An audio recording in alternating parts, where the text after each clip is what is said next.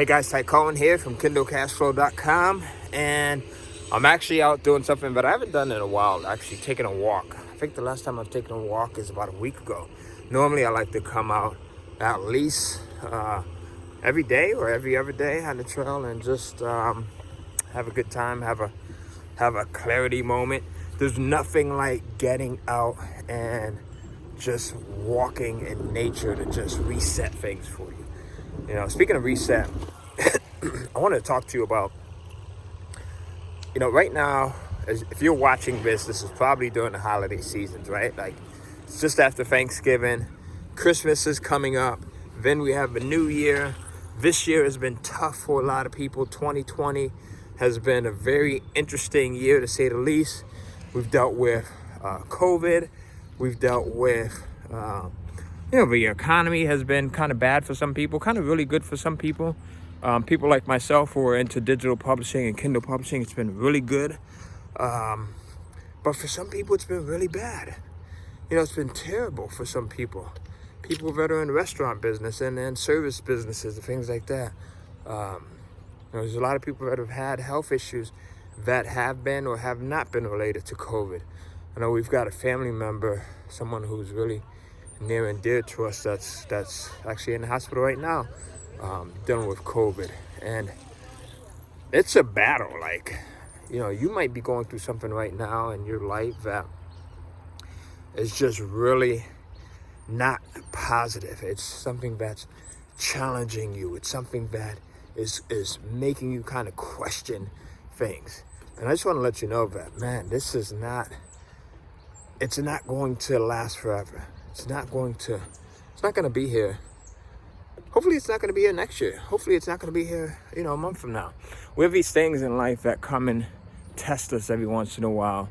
And sometimes we'll have a series of tests that come back to back, right?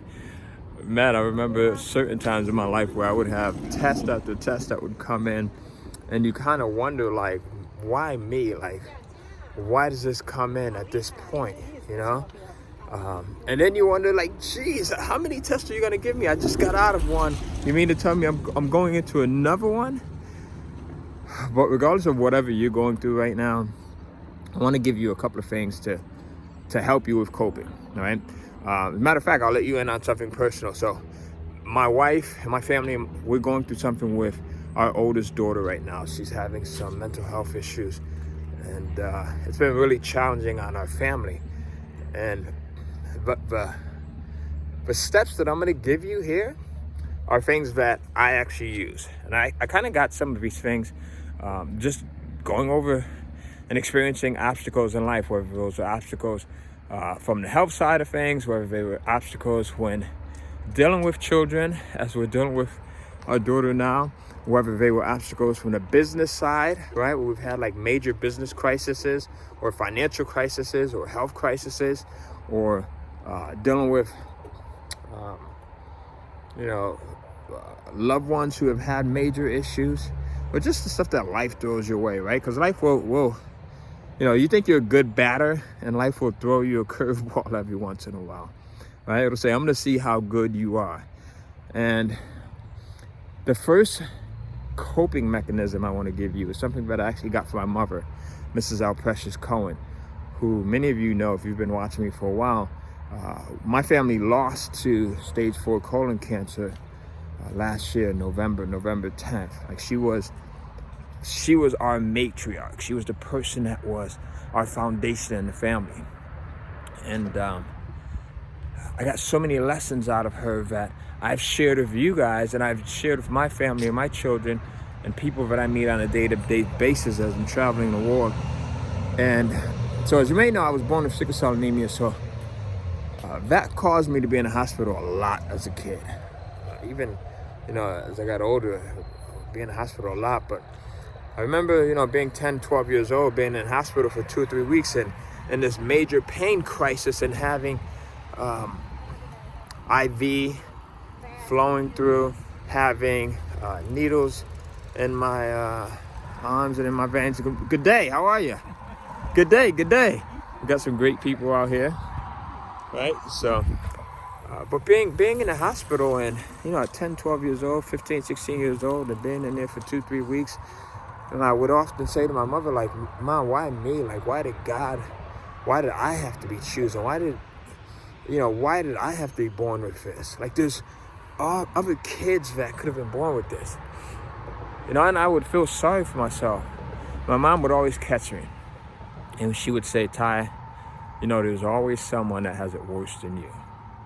There's always someone that has it worse than you. There's someone that, there's a kid out there that has AIDS that will not be leaving the hospital.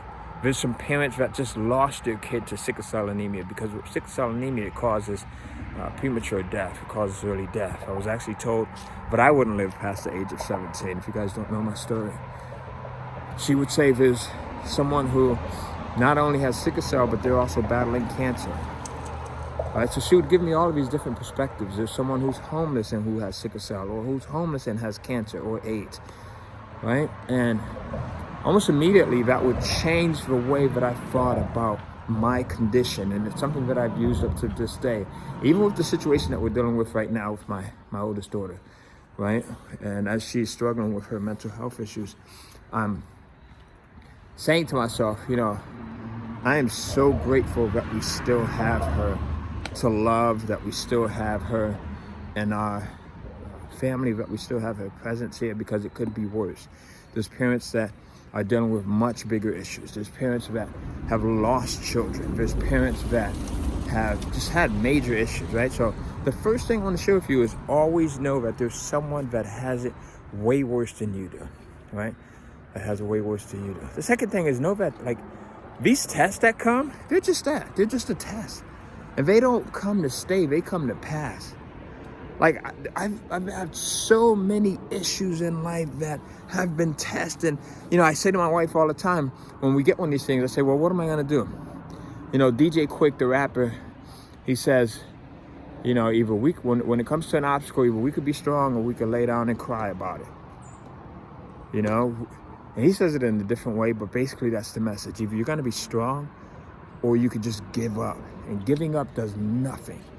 It doesn't do anything to solve the problem. We all have this inner strength in us that can just be used to help us to overcome not only that problem, but anything else that we know that we're going to face in the future.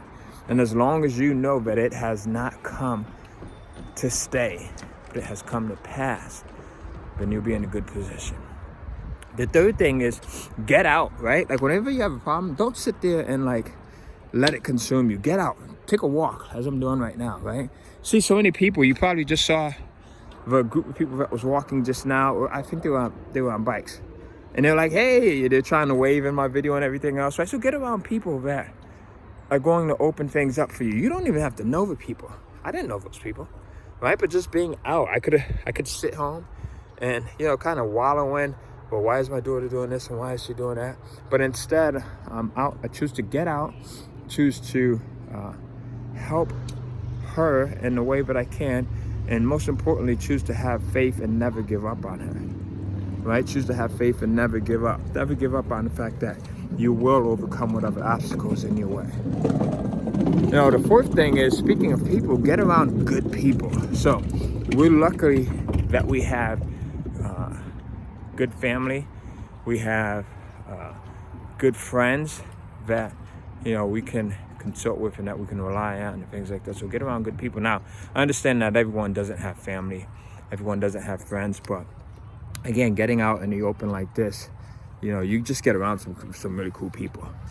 The fifth thing is making sure that when you have an issue in your life, that you are deliberate with making sure that you have humor and comedy injected into your day-to-day.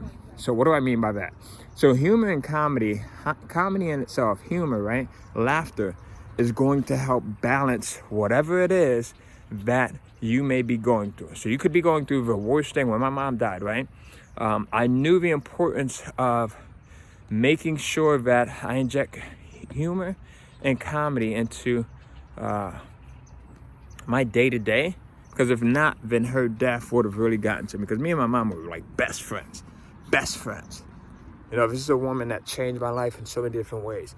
She showed me how to give back to people. She showed me how to love unconditionally, right? So I had to make it a point to watch comedy movies. I had to make it a point to, you know, go on YouTube and search for the world's funniest comedians. Go to comedy shows, whatever you can, making sure that there's some humor and there's some laughter, because laughter heals all. It heals all. And then the other thing is, and I'm going to leave you with this, is making sure that you have love in your life, all right? Love. And it starts with you loving yourself, right? So no matter what you're going through, no matter what the issue is, again, it could be a health issue, it could be a financial issue, it could be a business issue, it could be an issue with one of your children like we're experiencing. You have to love yourself first. So making sure that you love yourself, and if you love yourself, then it becomes easier for you to overcome the lack that you might see in other areas. Because sometimes we'll get faked out and we don't realize that there's so much abundance. Like if you look at where I'm at right here, like nature has so much freaking abundance all around us that we tend to forget about that. But it's not until you start to love yourself and you realize unconditionally how much you love yourself, right? That you are one of one. You're one of one. There's no one else on this planet that's like you. So you have something extremely special about you that allows you to overcome the obstacles, that allows you to overcome the bad times, right? And then, you know, just realizing that you have to love yourself first, and then everything else falls into place behind that. All right, so I hope this finds you well. I hope that if you are going through an issue right now, that you do not give up and understand that hard times, bad times don't come to stay. As I said before, they come to pass. As a matter of fact, good times tend to last better than not so good times. All right, so let me know if this has served you well, and if you're watching this during the holiday season, I wish you the best. Go watch some comedy, go watch some humor, get out into nature, go take a walk, go meditate, go read a book, go work on your goals, and don't think about the problem too much, and realize that it will soon get past. And as Mrs. L. Precious Cohen used to say, there's always someone else who has it much worse than you do. Just realize that. I'll see you soon. Peace. Comment below. I hope this has helped you. Let me know if there's ever anything that I can do for you. If you're looking for a way to generate more financial freedom, please watch the free video that I have over at KindleCashflow.com. Get a free copy of my new book, Kindle Publishing Secrets, at that same site as well, KindleCashflow.com. We'll put the link below this video, and I wish you the best. Stay focused. Peace. You're the people.